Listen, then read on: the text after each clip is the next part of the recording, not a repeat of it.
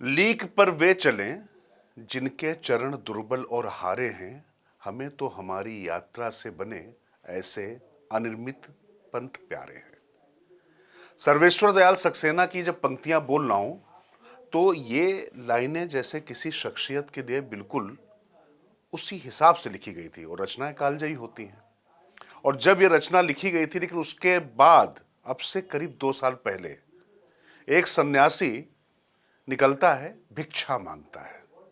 और जो भिक्षा होती है वो होती है वर्ण की, जाति की, भेद की, तमाम उन असमानताओं की जिनसे भारतीय समाज विभक्त होता रहा है। ऐसे स्वामी दीपंकर जी हमारे साथ में हैं। स्वामी जी, आप हमारे स्टूडियो पधारे बुलंद भारत टीवी के, बहुत बहुत धन्यवाद आपका। और ये 2025 का बुलंद भारत टीवी का पहला साक्षात्कार है।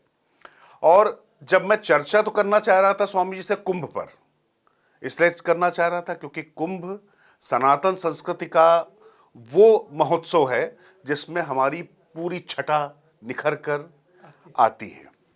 लेकिन इस बीच कुंभ की जमीन पर भी वक्फ का दावा पेश कर दिया गया है।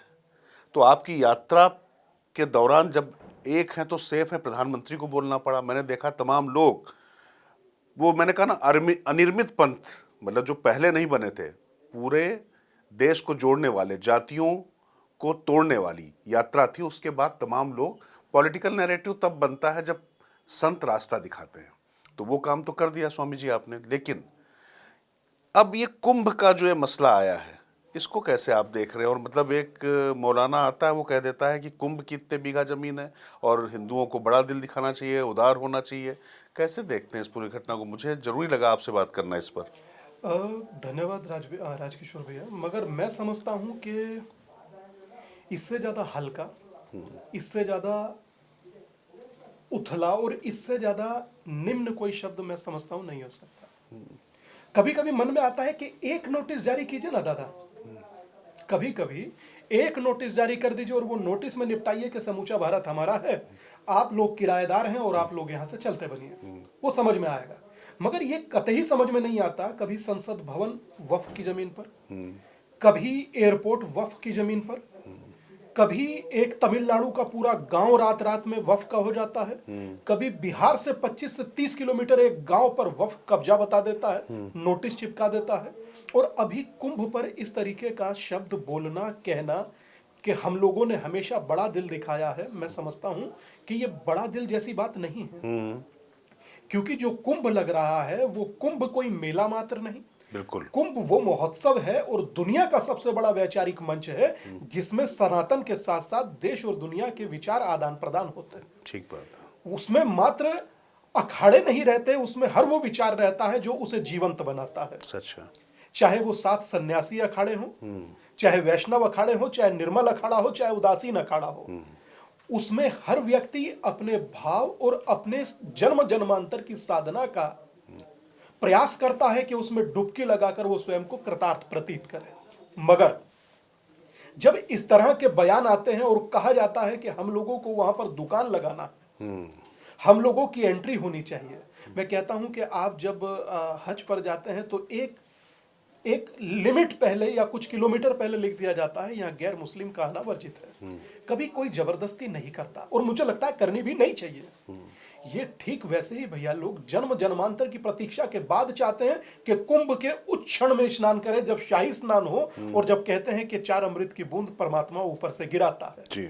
अब उस स्थिति में अगर कोई किसी तपस्वी की, साधक की, नागा की, गृहस्थी की कहीं कोई भोजन में थूक दे तो अजीब लगेगा। कभी कोई, जैसा लोनी में घटना हुआ, जूस में क्या मिला दिया गया, मैं बोलते हुए हिचकिचाता हूं।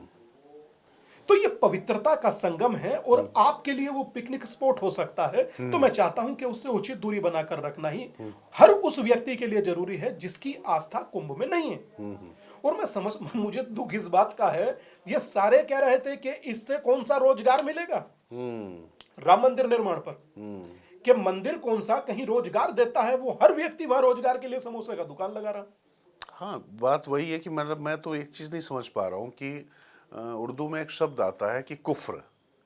अगर आप सनातन का जो सबसे बड़ा महोत्सव है जिसमें शाक्त शैव वैष्णव सबका संगम हो जाता है, और गंगा यमुना और अदृश्य सरस्वती जहाँ पर मिलती है, और वहाँ पर अपनी मोक्ष की आकांक्षा लिए हुए लोग जहाँ पर जा रहे हैं, वहाँ पर भी दावा छोड़ देना। और उस कुंभ के लिए जब कहा जाता है कि सूर्य और चंद्र इस तरीके से पृथ्वी को प्रकाशित नहीं कर रहे थे, तब भी ये ऐसे ही था, तब आप उस पर दावा ठोक देते हैं।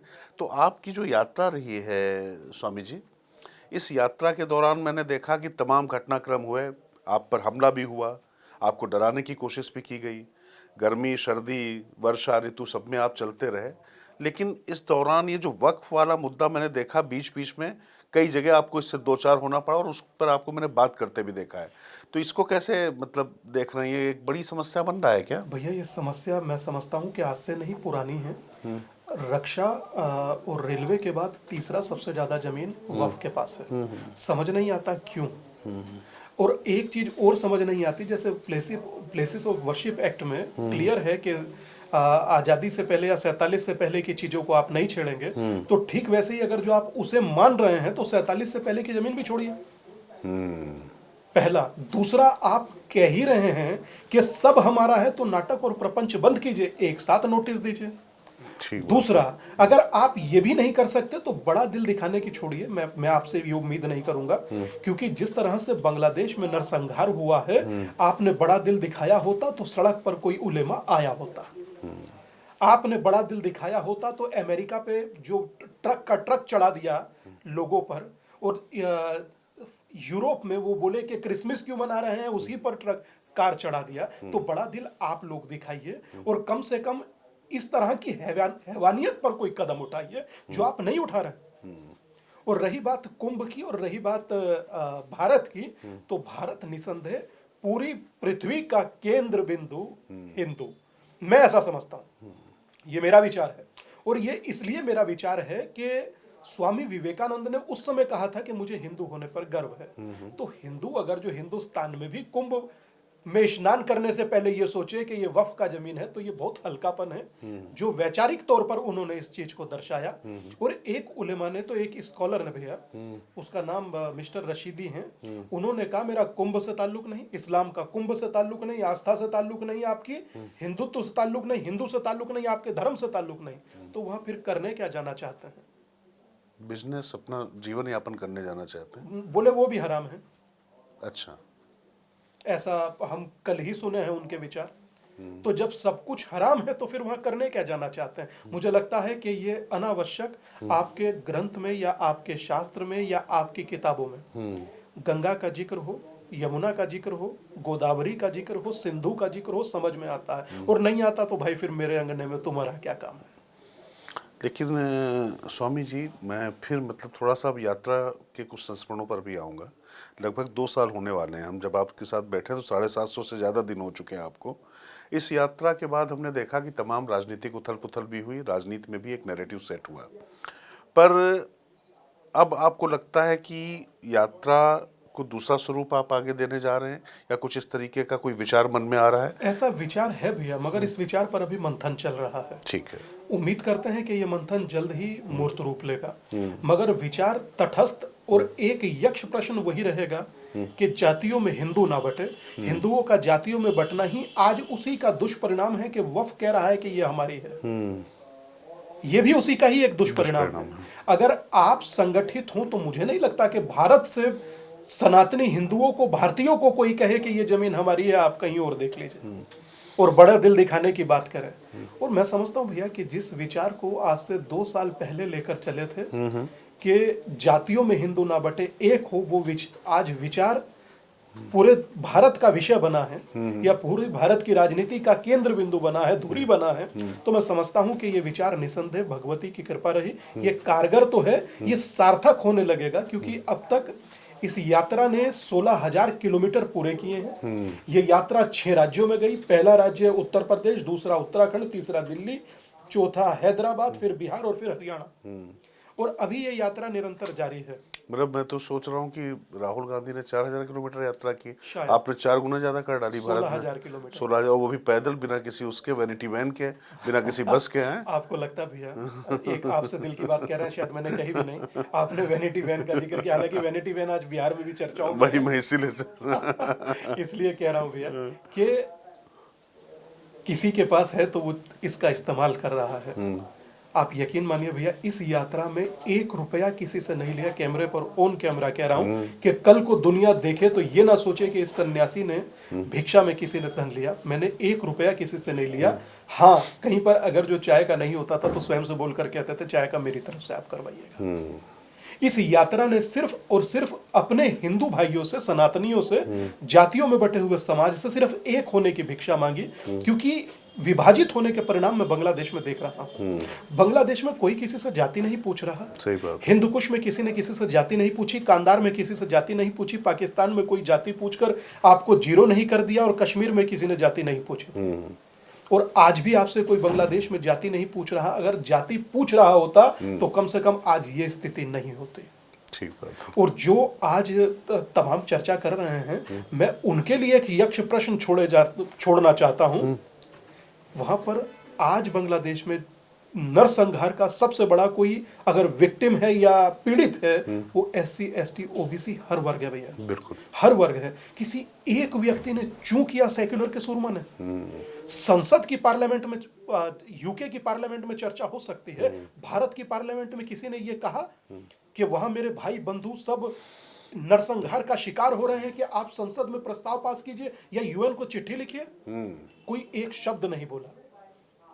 तो आप किस मुंह से बात करते हैं, मैं नहीं समझ पाता। मगर हाँ, इतना जरूर कहूंगा कि गुनाह उनके भी लिखे जाएंगे जो तटस्थ और मौन रहे। बिल्कुल। इतिहास जो है किसी को क्षमा नहीं करता है। लेकिन स्वामी जी, भारत सरकार का भी जो बांग्लादेश पे जो जितना सख्त रुख आना चाहिए था, तमाम और लोगों से भी मेरी जो बात हुई है, खासतौर से जो साधु संत हैं, उनका भी ऐसा मानना है कि शायद उतनी जितनी तीखी प्रतिक्रिया है, जितना कड़े कदम उठाने चाहिए थे, वैसा कुछ करने में सरकार भी नाकामयाब रही है। भैया, हमारा आपसे ये एकदम बिल्कुल दिल की, सरकार को और सख्त रुख अपनाना चाहिए, नहीं अपनाई ये उचित नहीं है। आप किसके सहारे उन्हें छोड़ दिए? आप एक तरफ तो CA ला रहे हैं कि उनके शरणार्थियों को यहाँ पर कैंप दे, और जो वहाँ पर मारे जा रहे हैं, तो उसमें मतलब मुझे लगता है कि मैं आपकी बात से 100% सहमत हूँ। मैं समझता हूँ कि हर उस सनातनी की रक्षा होनी चाहिए जो बांग्लादेश में सामूहिक नरसंहार का शिकार हो रहा है। मैं हैरत में हूँ भैया, बहुत वो क्षण दुखी करता है जब पति के सामने बीवी का रेप होता है और बहन भाई के सामने बहन का। मैं अभी भी कह रहा हूं आपसे तो मेरे रोंगटे खड़े हो रहे हैं। मैं समझता हूं कि आप इस चीज को देखकर मौन नहीं रह सकते। आपका मौन होना उनके ऊपर अत्याचार को और बढ़ावा देगा कि इनका नाम लेवा कोई नहीं है, इनके लिए बोलने वाला कोई नहीं है। अगर आज भी अपनों के लिए हम खड़े नहीं होंगे तो खड़ा होगा कौन भैया? चलिए, मुझे लगता है कि इस सवाल के साथ ही आज की चर्चा को विराम देता हूँ, चूँकि मैं भी निशब्द हूँ। और ये जो बात है कि किसी भी चीज़ में कोई भी ऐरा गैरा नत्थु खैरा, मैं शब्द इस्तेमाल कर रहा हूँ, कि वो आकर कहीं पर भी कुछ दावा ठोक दे, तो मुझे लगता है कि जो ये सियासत का जो वक्फ चल रहा है, इस पर रोक लगना ज़रूरी हो चुका है। और तमाम ऐसे मुद्दे हैं जिन पर बोलना अप्रिय लग सकता है, लेकिन बोलना शायद कई बार आवश्यक हो जाता है। भले ही हमारे ग्रंथों में कहा गया हो सत्यम वदामि प्रियम वदामि, लेकिन जब आगे नग्न रूप में सच्चाई सामने ऐसे आ रही हो कि जब आपके अस्तित्व का प्रश्न आ जाए, तो उसके बाद आप मौन अगर रहते हैं तो निश्चित तौर पर आप अत्याचार के साथ खड़े हुए हैं। तो स्वामी जी, आप आए, हमसे चर्चा की, बहुत बहुत धन्यवाद। प्रणाम भैया। नमस्कार। नमस्ते।